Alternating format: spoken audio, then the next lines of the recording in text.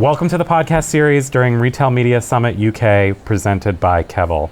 We're recording live from the event in London, and I'm your host, Colin Colburn from the IAB. And in this series, we're sitting down with some of the industry's most forward-looking leaders to unpack what is next in commerce media. Today's episode zeroes in on a different kind of retail media story, one that's rooted in convenience, community, and attention. Co-op Media Network has quietly been showing how small format stores can pack a big marketing punch, and they recently partnered with Lumen Research on a study that makes that case loud and clear. Retail media in convenience stores delivers materially more visibility, attention, and brand recall than larger formats. Ellie's going to get into more of that in just a second, and we're going to talk a little bit about what it means to turn the convenience mindset into better planning, creative, and brand outcomes. Ellie Prendergast is my guest. She's the retail media lead at Co-op Media Network and also the founder of Women in Retail Media. Ellie, thank you for joining me today. Thanks so much for having me. You want to start with, for those who might not be familiar with Co-op Media Network, you want to give kind of like the 30,000 foot overview of who you guys are? If I zoom out a little bit in terms of Co-op as a convenience retailer, we are the UK's #1 convenience retailer, so we really know convenience. We know that our shoppers shop across 9 other retailers. We know that our range is bespoke across different areas of the UK. We're in every postcode in the UK. We know that our customers are really very different in convenience than they are in big box retailers. So the question came up of why would you advertise the same in a big box retailer as you would in a convenience store when the customers and the mission are completely different? So we actually built Co-op Media Network off the expertise we have as a convenience retailer. And we actually saw an opportunity, but a genuine opportunity, to split the retail media market even further into those genuinely different missions. So instead of online and in-store, you actually have online and quick commerce, and you have in-store and you have convenience, because those missions are completely different. Co-op customers shop on average in 9 other retailers. So you're not just focused on a co-op customer, you're focused on a co-op customer and 9 of those other retailers. So the opportunity is huge.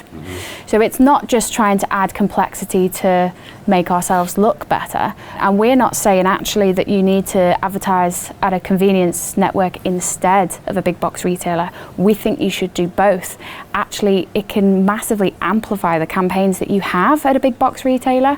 So our message and the reason that we think that the industry should be split into big box and convenience is because they complement each other really well, and it should be what are you doing in big box and what are you doing in convenience, because ultimately you're going to reach that customer at more touch points and both are going to win. Right. It's kind of like almost brands need to align what they're doing from a distribution perspective. Like, why do you want to have distribution into a convenience store? Well, because to your point, people are sometimes in that more quick commerce kind of mode than they are doing their big haul shopping for the week. Right? Exactly, yeah, and we know that we win when it comes to MPD, and it's all about consumer behaviour. When you're going on a convenience mission, you're more likely to pick up a product that you haven't bought before because you haven't always gone in with a plan. So you might pick something up from a shelf because it is on an end, because there is an ad, and also you might be going in for bread, but you might normally have a specific brand when you go to a big box retailer, but when you go into a convenience store because you need bread, because you've forgotten to get bread and you need to do the sandwiches for the kids' lunch the next day, you don't care what brand it is, you just need bread. Just need it. And then Been there, done that. Yeah, and then you enjoy the bread and then you might buy it next time. So it really does complement the big box retailers.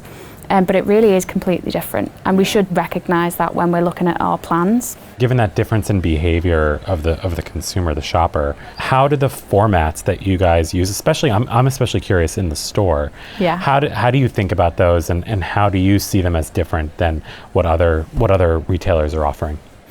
It's interesting actually, because there is a lot of touch points. So I come from a big box retailer before convenience as well that is the same and have different names, so it can be quite complicated.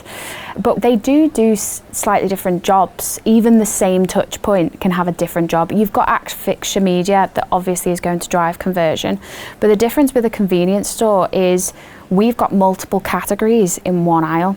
So you could have a shelf talker in coffee, and in a big box retailer you're advertising to coffee buyers, But in a co-op store, in a convenience store, that aisle might also have biscuits in it. It might have a free-from range in it. It could have other ambient ranges in there. So actually you're not just advertising to a coffee buyer, you're advertising to other people as well.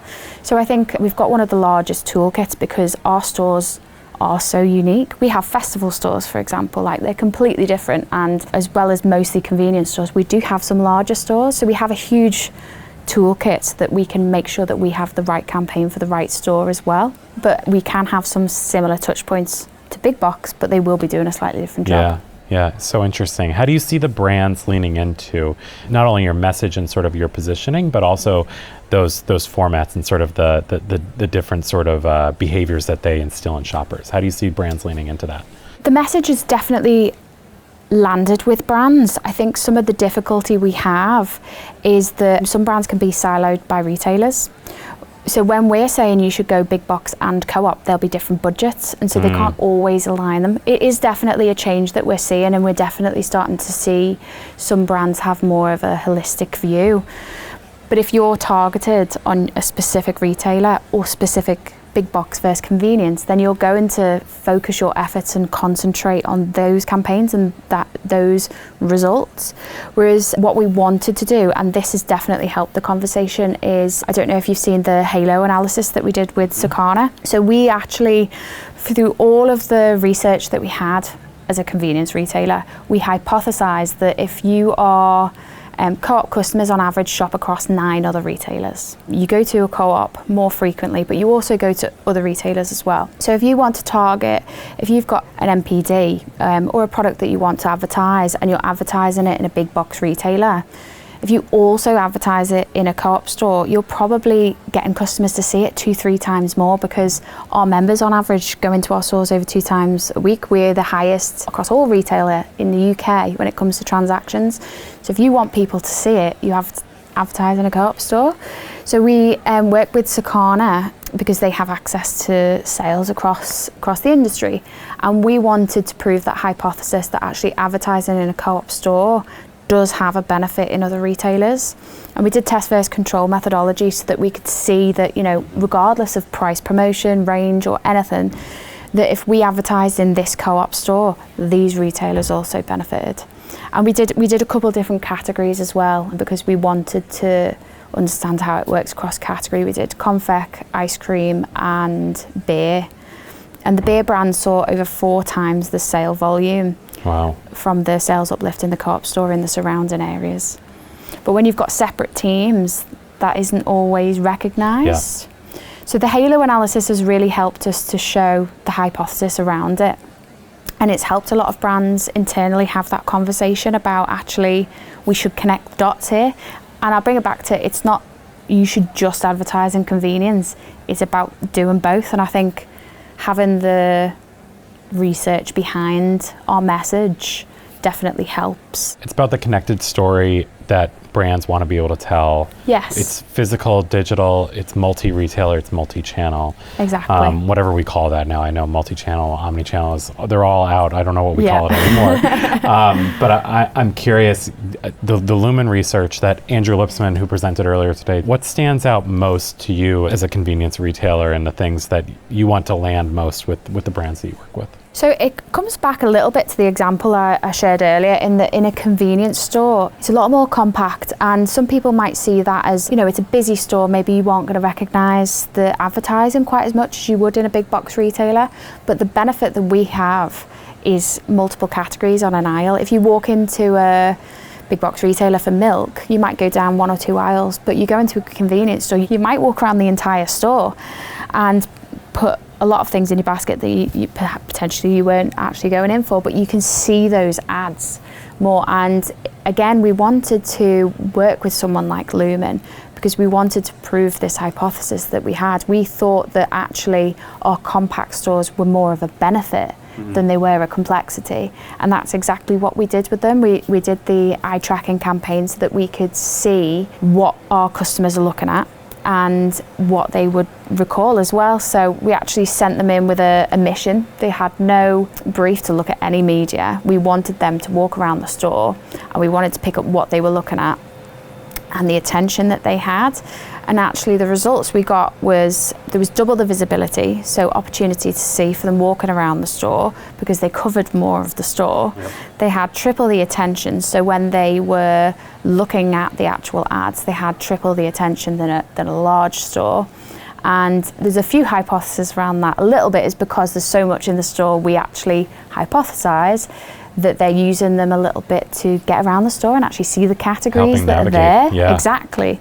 And then we did brand recall at the end, and that was quadruple the recall actually from a small store to a large store as well, which was phenomenal to see. Fantastic. Yeah, those are such interesting learnings, and I think things that any brand can take back, internally to be able to justify not only like the spend, but also like why, to your point that you've made a couple of times, why we need to be connecting what we're doing across different retailers, because they serve different goals depending on what you're trying to do.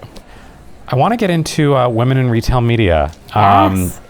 Your journey there thus far has been one I think that's been super interesting. What's the one challenge that you guys are looking to solve for, going into 2026 as we're kind of wrapping up this year? I would say it's probably support. And I know that is quite broad, but creating women in retail media last year, I've met so many people that have so many issues. And I'm not trying to say that there is loads of issues out there in the industry, but there's so many different issues. And I think there is some businesses are doing it really right and they have the right support, and other businesses it's just not there. And it's not necessarily for lack of wanting, but I think there is just some topics that aren't talked about and potentially people don't feel comfortable talking about. And I think if there was more support there across the industry, then there would be more equal support as well. Yeah. And I think the group itself, with the events that we've run and the connections a lot of people have made, has almost created a peer-to-peer support.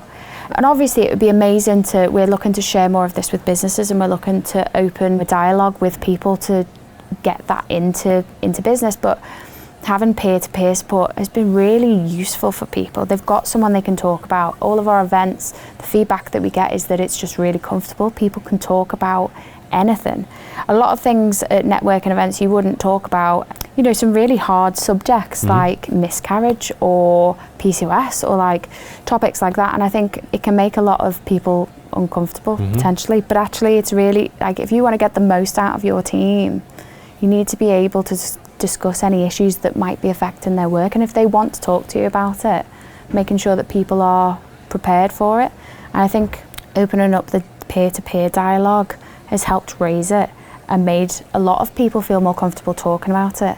And then it's just how we can get more of the industry prepared to support as well. What awesome work. I love the openness, and it's kind of like you started with support. You're not only supporting your members, but you're getting support from them as well in terms of being able to even do this, right? It takes a village to be able to have an open dialogue like that. Yeah, exactly. What's next for you guys going into next year? What are some of the big things you'd like to accomplish, whether it's awards or anything of the like that? Well, a full calendar hopefully will be coming out soon. Awesome. But Keep your eye on that. Yeah. We've got 3 main pillars outside of the awards actually. So we will be doing the awards again next year. But we have public speaking. So we did 2 public speaking masterclasses last year. We want to focus on getting more women on the stage. But I think one of the barriers is actually having more women happy to get on a stage. And that's where the public speaking masterclass comes in. We have a really safe space for people to do a little bit of training and to get comfortable and like peek behind the curtain about like tips and tricks about getting on a stage.